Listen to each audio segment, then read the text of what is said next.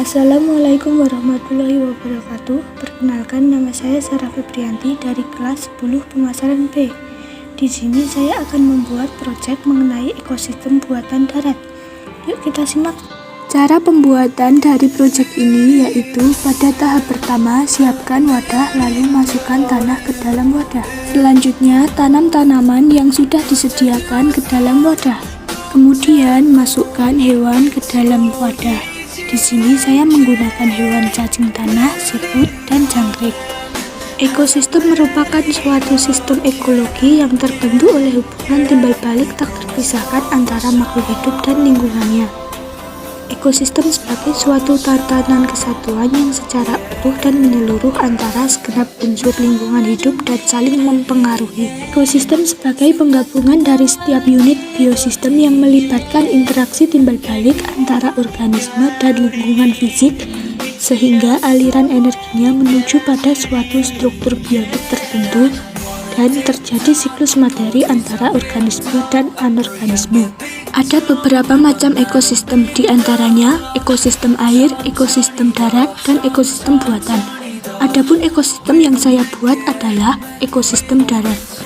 Ekosistem darat adalah suatu ekosistem yang sebagian besar lingkungan fisiknya terdiri atas daratan dan kondisinya dipengaruhi oleh iklim dan gangguan lingkungan. Komponen ekosistem merupakan bagian dari suatu ekosistem yang menyusun ekosistem sendiri sehingga terbentuk sebuah ekosistem. Komponen dalam ekosistem kemudian dibagi menjadi dua macam, yaitu komponen hidup biotik dan komponen tak hidup abiotik. Komponen biotik pada suatu ekosistem adalah makhluk hidup itu sendiri, sebab ekosistem tak akan pernah terbentuk tanpa adanya bantuan makhluk hidup di dalamnya. Keberadaan makhluk hidup kemudian membentuk suatu rantai makanan dalam suatu ekosistem. Dalam ekosistem darat yang saya buat, terdapat komponen biotik yang terdiri dari tumbuh-tumbuhan sebagai organisme autotrof atau produsen. Karena organisme ini mampu membuat makanannya sendiri, bahkan ia membuat makanan bagi organisme lain yang tinggal di ekosistem. Selain itu, siput dan jangkrik juga termasuk komponen biotik yang sebagai organisme heterotrof karena mereka memperoleh makanan dari organisme autotrof atau produsen dan akan memakan sesama organisme heterotrof lainnya. Dan biotik selanjutnya adalah cacing tanah.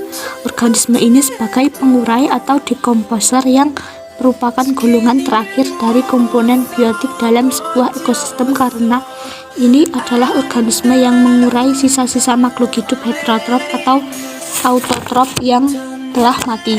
Dengan kata lain, pengurai adalah organisme yang bekerja untuk mengubah bahan-bahan organik dari organisme yang telah mati menjadi senyawa anorganik melalui suatu proses yang dinamakan dekomposisi. Selanjutnya, komponen abiotik adalah komponen yang terdiri dari benda-benda bukan makhluk hidup, tetapi ada di sekitar kita dan ikut mempengaruhi kelangsungan hidup. Beberapa jenis komponen abiotik dalam ekosistem ini yaitu tanah sebagai media tumbuhnya tanaman. Selain itu, tanah juga sebagai tempat tinggal organisme seperti cacing tanah. Komponen abiotik yang lain ada air yang dapat mempengaruhi distribusi suatu organisme. Di sini saya membuat contoh gejala alam yaitu berupa hujan angin. Tumbuhan yang ada di dalam ekosistem tersebut akan menyerap air yang mengalir di dalam tanah. Hal tersebut menguntungkan bagi tumbuhan maupun hewan, karena tumbuhan adalah makanan bagi hewan, dan sisa hewan akan diuraikan oleh cacing tanah maupun organisme yang ada di dalamnya. Jadi pengaruh air dalam ekosistem tersebut sangat besar. Sekian penjelasan dari ekosistem darat yang saya buat. Apabila ada kesalahan pengucapan kata dan kesalahan pembuatan video, saya mohon maaf yang sebesar-besarnya. Saya Sarah Febrianti, pamit undur diri. Terima kasih. Wassalamualaikum warahmatullahi wabarakatuh.